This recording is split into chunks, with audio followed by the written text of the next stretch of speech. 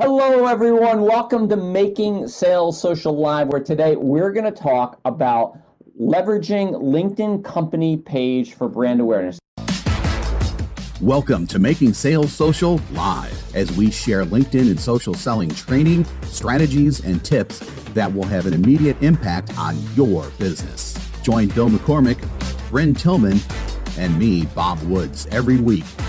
Making Sales Social Live. This is the recorded version of our weekly Making Sales Social Live show.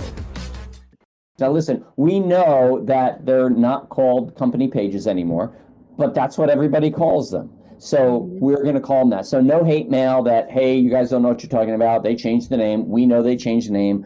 I don't think they should have changed the name, but that's a whole nother episode. So Bryn, let's talk a little bit about leveraging LinkedIn company pages. Yeah, that's great. Let's actually start with what's the difference between a personal page and a company page, right? So we look at the personal page like you're a human being walking into a networking meeting and you're having conversations with people. And, so you would not go into a networking meeting and start pitching your products and services. You wouldn't talk about your client success stories right away, right? Like, it's really about kind of networking, providing value, building rapport, building trust. But then they say, hey, tell me a little bit about what you do. And you take them over to your company Trade booth. Woo! Good thing you're here, Bob. So your company page is like your booth, right? And you can at that point share a little bit more about what you do as a company, who you help. You can even brag on your employees, share awards, right? There's lots of things that you can do as a company brand that you can't do as a person. Now, the difference is, as a person, you can have connections and followers. As a company, you can only have followers. And there's a big difference in engagement when you have connections versus followers. So there's definitely some really good ways to use LinkedIn and that we're excited to share, to use LinkedIn company pages that we're excited to share with you.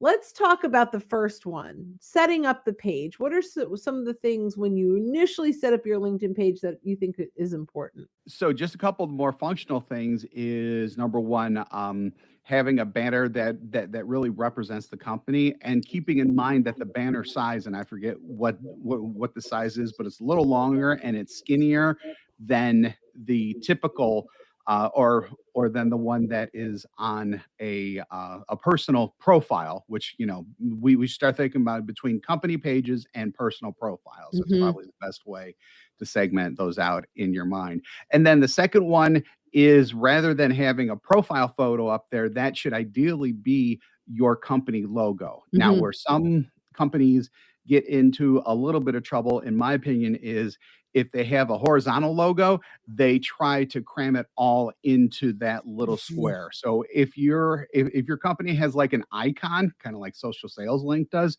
just use the icon, because wherever that appears on LinkedIn, the company name is going to be right next to it. And it may not be the same font or whatever, but people will definitely get the idea because you use the icon. That's a great piece of advice. To be identified. Yep. So the cover image size is 1128 by 191. That's the pixel size. If you just Google it, it'll bring you right to LinkedIn Help. And they have actually image specifications for LinkedIn pages. And so right there, you'll see all of that information for you, so you can look at that. I think it's also important to point out, like, how to go about setting that page up. Where do you go and what do you do? And we'll talk about the reasons why. But if you go to what we call the work waffle, which is right up next to your name, the me section with your little picture in the top, and you click on that drop down, the very last thing is create a company page. And LinkedIn does a really good job of walking you through that. You click on it and it's just, here's what you do.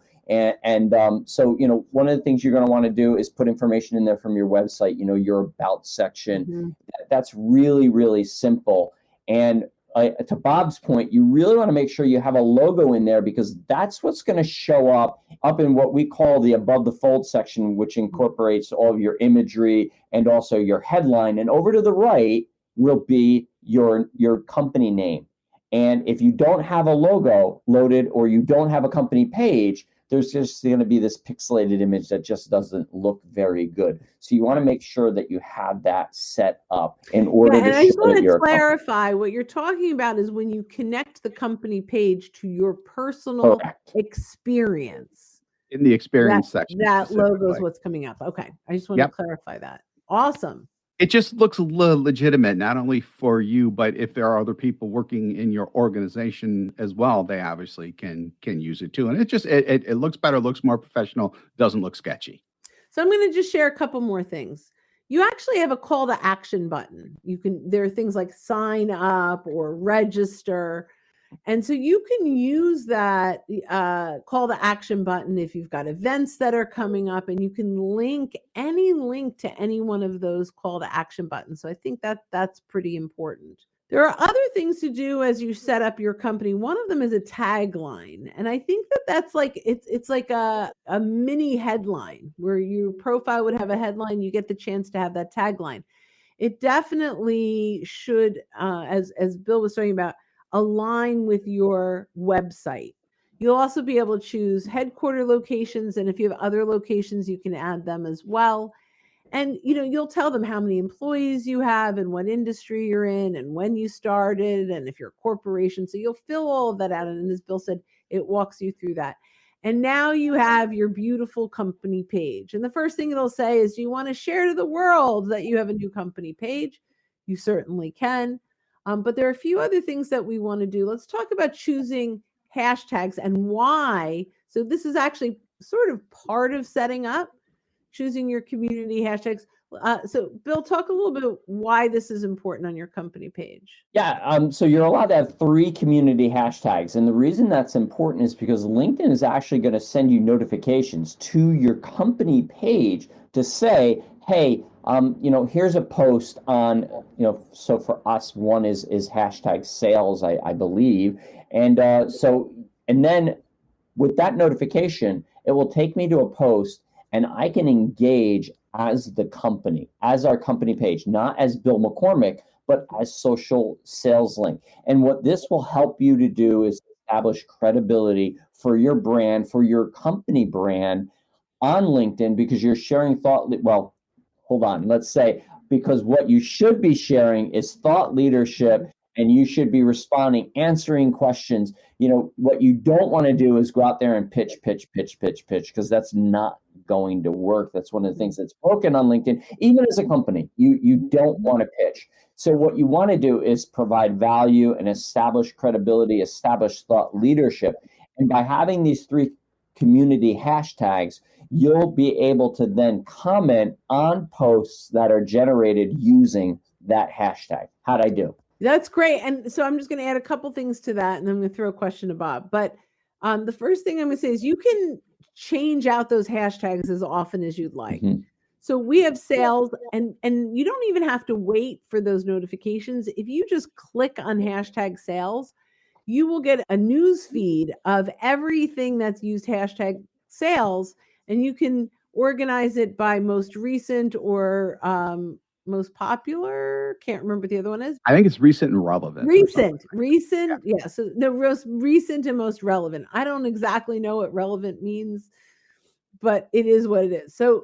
But now as a company, you'll look, when you react or you comment, instead of your face, it's the company logo. Again, that logo is showing up, but you can change them out. So there are times where I will find an article as Bryn Tillman. I will see this article and go, ooh, I want to engage as the company. So I take one of the hashtags from that article.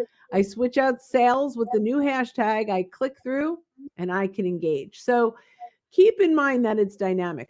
I want to ask you, Bob, we have our own hashtag. Talk about the importance of having your own hashtag and why you'd want that on your company page. So we have our own hashtag. It's basically a part of branding. So think of it as another way to brand your company. So when it comes to your company, it could be all kinds of different things. Sometimes people have their own personal hashtags. Companies can have their own hashtags as well. So we use hashtag SSL Insights. That's plural with an S, and it's SSL for social sales link. We put to kind of crib a popular commercial that's out there. We put that stuff on everything. Every single post that we have has that hashtag. What happens is, just like Bryn described before, when you click on that hashtag, you'll be taken to a page that lists all of the content that has that, all of the shares that have that hashtag in it. The other thing that you can do from that page is to click on follow. So people are following the hashtag at that point. And that's good because then it starts appearing in their feed more and more. And it's just good because it increases your branding across the platform. So my takeaway is hashtag SSL Insights is a condiment. So engaging as a LinkedIn page, we already talked about that through hashtags, but let's talk a little bit more about kind of the strategy behind it. So for me, I want to find influencers, sometimes we call them magnets, people that are attracting our ideal prospects, and look at the hashtags that they're using and then engage on their post. We want to, so as the author will absolutely be curious if you're engaging as a brand, but you can engage not just with the author, but with all the commenters. And what that will do is get people to click through and say, who is this? Who's doing this? So be thoughtful in your engagement. There are lots of ways to do that. Don't just say great post, like really talk about it. Also, mention your employees, mention other people on your team, including yourself. So I might engage a social sales link, and then I'll say, at Bryn Tillman, you're going to love this. And then I go back as Bryn Tillman, having been mentioned, and it comes into my notifications, and I engage, right? And so that's really important. Yeah. LinkedIn still provide sub pages within company pages for specific products. Yes, showcase pages is what they're showing up now. Here's my challenge. I think big brands showcase pages work well. My thought around this. So we have one for our podcast, Making Sales Social. But here's the challenge. If someone follows the showcase page, they're not automatically following your main page. Right. I believe they would work much better if they followed the showcase page, if they automatically followed the main page as well, because so much more content is going to come from the main page. So I feel like you're splitting up your followers, right? And you're siloing them, which makes it a little more difficult to manage. So that's just someone like a Procter and Gamble. No one's going to follow the Procter and Gamble. You can follow page. Colgate. You can follow Colgate. You can follow all of those. But with smaller companies where the showcase pages are probably tied much more directly with the company, I think that's where Bryn's thing comes in. Bryn's thing.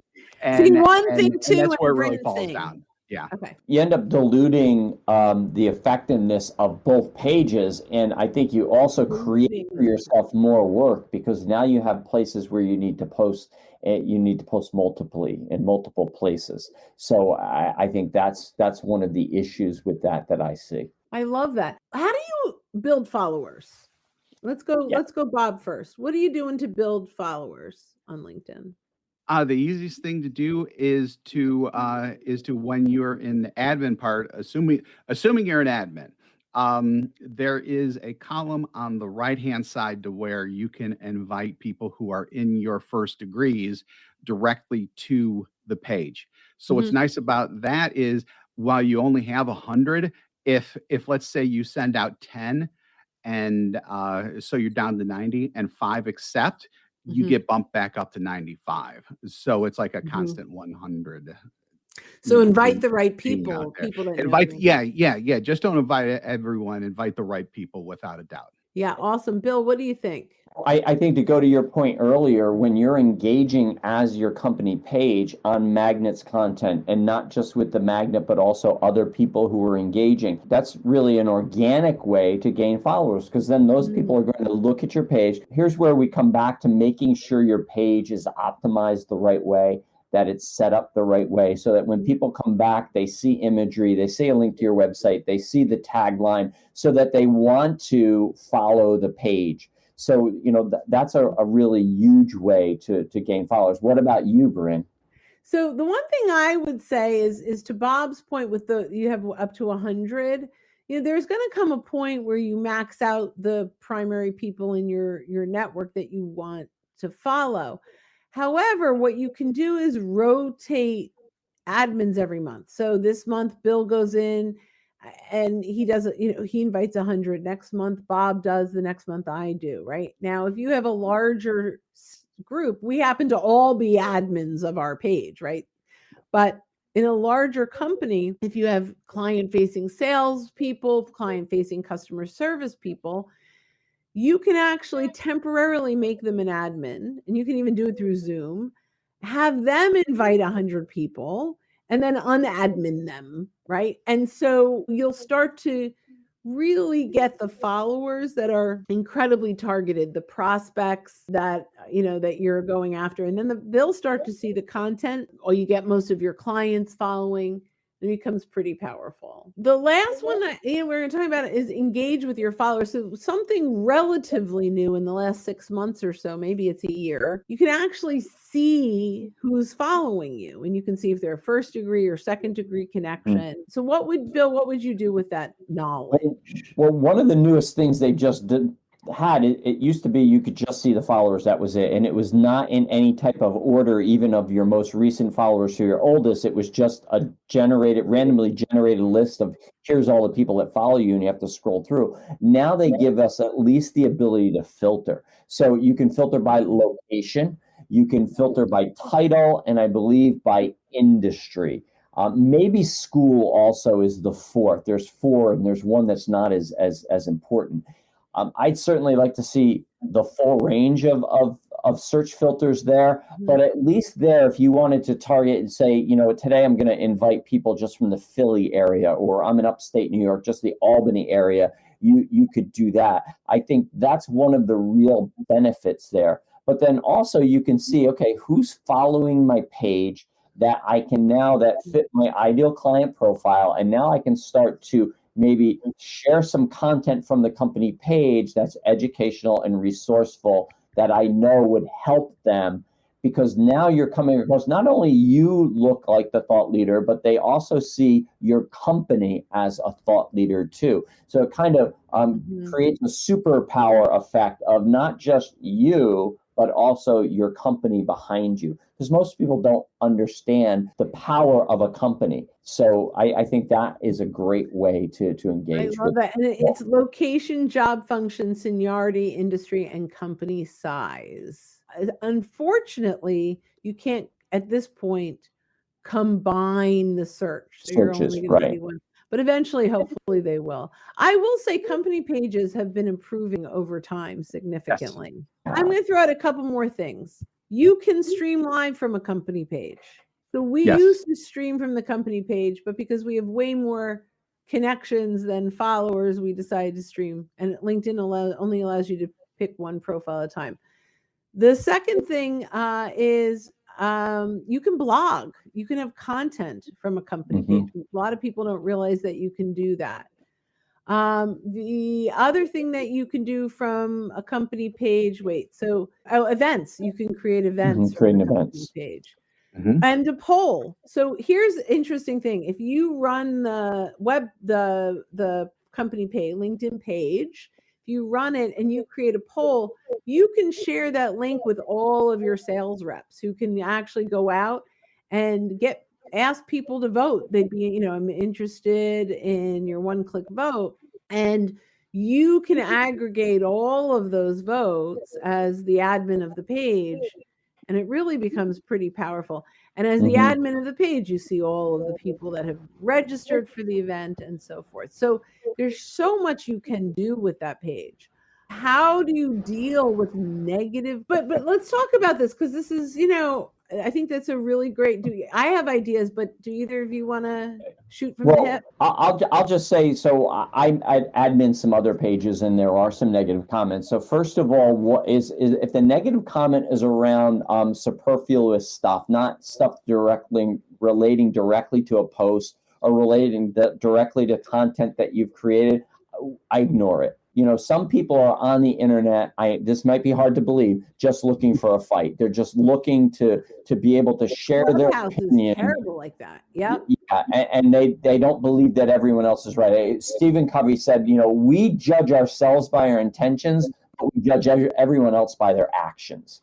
And so that's a really powerful quote. But if it's something around something you've done, like you created a piece of content and someone disagrees with you, you know, I think you can say, hey, I appreciate your point of view on that. And I don't agree. What I wouldn't do is get into a comment for comment, tit for tat argument with them.